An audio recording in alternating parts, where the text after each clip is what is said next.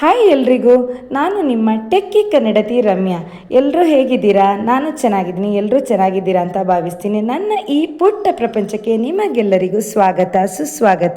ನಾನು ನಿಮಗೆ ಇವತ್ತು ಕಾರಂಜಿ ಕ್ಷೇತ್ರದ ಕಥೆಯನ್ನು ಹೇಳ್ತೀನಿ. ಇದು ಗದಾತೀರ್ಥ ಅಂತ ಹೇಳಿ ಕೆರೆ, ಕೆಳಗಡೆ ಇರುವಂಥ ಕೆರೆ. ಇದು ಗದಾತೀರ್ಥ, ಭೀಮನ ಗದೆಯಿಂದ ಅದನ್ನು ಮಾಡಿರುವಂಥದ್ದು ಅಂತ ಹೇಳ್ತಾರೆ. ಕೆಳಗಡೆಯಿಂದ ಹತ್ತಿಕೊಂಡು ಬರುವಾಗ ಈ ಥರ ಕಾಣಿಸ್ತದೆ.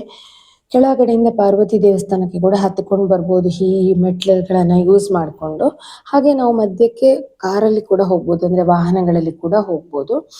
ಇದು ನಾವು ರೀಸೆಂಟ್ ಆಗಿ ಹೋಗಿರುವಾಗ ಪಾರ್ವತಿ ದೇವಸ್ಥಾನದಿಂದ ಶಿವನ ದೇವಸ್ಥಾನಕ್ಕೆ ಮತ್ತು ಹತ್ಕೊಂಡು ಹೋಗ್ಬೇಕು. ಯೂಶ್ವಲಿ ನಾವು ಮಧ್ಯದ ದೇವಸ್ಥಾನ ತನಕ, ಇವಾಗ ಮಗ ಸಣ್ಣ ಇರೋದ್ರಿಂದ ನಾವು ಏನ್ ಮಾಡ್ತೀವಿ ಅಂತ ಹೇಳಿದ್ರೆ ಕಾರಲ್ಲೇ ಬರ್ತೀವಿ. ಮತ್ತೆ ಶಿವನ ದೇವಸ್ಥಾನಕ್ಕೆ ಮೇಲ್ಗಡೆ ಹೋಗ್ತೀವಿ. ಇಲ್ಲಿ ಅರ್ಜುನ ಹಂದಿಗೆ ಬಾಣ ಬಿಡುವಾಗ ಅಲ್ಲಿ ಉಂಟಾದಂತಹ ಲಂಬರೇಖೆ ಎಲ್ಲ ಅದ್ರದ್ದೆಲ್ಲ ಕಥೆ ಇದೆ ನೋಡಿ. ಮೇಲ್ಗಡೆ ಮಧ್ಯ ದೇವಸ್ಥಾನದಿಂದ ಒಂದ್ ಸ್ವಲ್ಪ ಹತ್ಕೊಂಡು ಬಂದ್ಮೇಲೆ ಹೀಗೆ ಕಾಣ್ತದೆ ಕೆಳಗಡೆ ಇರೋದು ಪಾರ್ವತಿ ದೇವಸ್ಥಾನ. ಸೊ ಅದಾದ್ಮೇಲೆ ಶಿವನ ದೇವಸ್ಥಾನಕ್ಕೆ ಇಲ್ಲೊಂದ್ ಕಡೆ ರೀಚ್ ಆದ್ಮೇಲೆ ಇನ್ನೂ ಒಂದ್ ಸ್ವಲ್ಪ ನಡ್ಕೊಂಡು ಹೋಗ್ಬೇಕು. ಇನ್ನೂ ಒಂದ್ ಸ್ವಲ್ಪ ನಡ್ಕೊಂಡು ಹೋದಾಗ ನಮ್ಗೆ ಕೆಲವೊಂದು ಮಹಾಭಾರತದಲ್ಲಿನ ಕಥೆಗಳು ಅಲ್ಲಿ ಆದಂಗೆ. ಇದು ಉಂಗುಷ್ಟ ತೀರ್ಥ ಅಂತ ಹೇಳಿ, ಉಂಗುಷ್ಟ ಅಂದ್ರೆ ಕಾಲಿನ ಉಂಗುಷ್ಟದ ಅದನ್ನ ಮೆಟ್ಟಿ ಆಗಿರುವಂತಹ ತೀರ್ಥದ ಕೊಳ ಅಂತ ಹೇಳಿ ಒಂದು ಪ್ರತೀತಿ ಉಂಟು. ಮತ್ತೆ ಅಲ್ಲಿ ಕೆಳಗಡೆಯಿಂದ ಮಾತಾಡಿದ್ರೆ, ಇದು ಮೇಲ್ಗಡೆ ದೇವಸ್ಥಾನ, ಕೆಳಗಡೆಯಿಂದ ಮಾತಾಡಿದ್ರೆ ಒಂದು ಪ್ರತಿಧ್ವನಿ ಕೇಳ್ತದೆ ಅನ್ನೋ ಒಂದು ಇದಿದೆ ನೋಡಿ. ಇಷ್ಟು ಹತ್ತಿಕೊಂಡು ಬರ್ಬೇಕು. ಇದು ಪ್ರವಾಸಿ ತಾಣ ಕೂಡ ಹೌದು.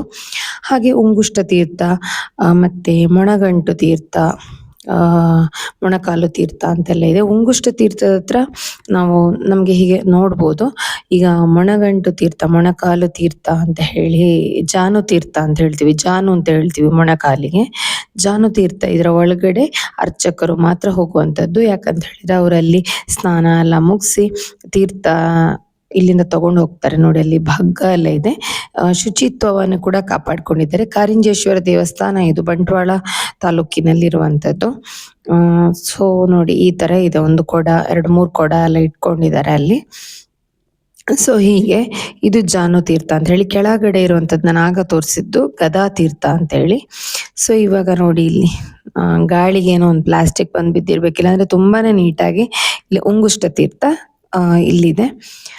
ಸೊ ಅದಾದ್ಮೇಲೆ ನಿಮ್ಗೆ ಲಂಬರೇಖೆ, ಅರ್ಜುನ ಹಂದಿಗೆ ಬಾಣ ಬಿಡುವಾಗ ಅಲ್ಲಿ ಒಂದು ಲಂಬರೇಖೆ ಇದಾಗಿತ್ತು ಅಂತ ಹೇಳಿ ನೋಡಿ. ಇಲ್ಲಿ ಇದೆ ನೋಡಿ ಆ ಲಂಬರೇಖೆ. ಹೀಗೆ ಅದು ಅಂತ ಹೇಳ್ತಾರೆ.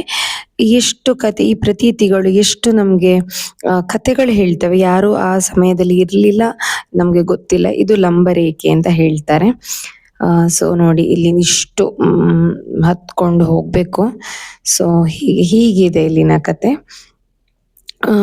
ಮಧ್ಯದಲ್ಲಿ ಪಾರ್ವತಿ ದೇವಸ್ಥಾನ. ಜಾತ್ರೆ ಸಮಯದಲ್ಲಿ ಶಿವ ಪಾರ್ವತಿ ಭೇಟಿ ಎಲ್ಲ ನಡೆಯುತ್ತೆ. ಹಾಗೆ ಇದನ್ನ ಕಸಗಳನ್ನ ಗುಡಿಸ್ಕೊಂಡು ಪ್ರತಿನಿತ್ಯ ಇದ್ ಮಾಡ್ತಾರೆ. ಶಿವರಾತ್ರಿಗೆ ಕೂಡ ಅಷ್ಟೇ, ಶಿವ ಪಾರ್ವತಿಯರ ಭೇಟಿ ಅಂದ್ರೆ ಮೇಲಿಂದ ಶಿವನ ವಿಗ್ರಹವನ್ನ ತಂದು ಇದ್ ಮಾಡ್ತಾರೆ. ನಾನು ನಿಮ್ಗೆ ಸಿಗ್ತೀನಿ ಮುಂದಿನ ವ್ಲಾಗಲ್ಲಿ. ಅಲ್ಲಿವರೆಗೂ ಟಾಟಾ ಬಾಯ್.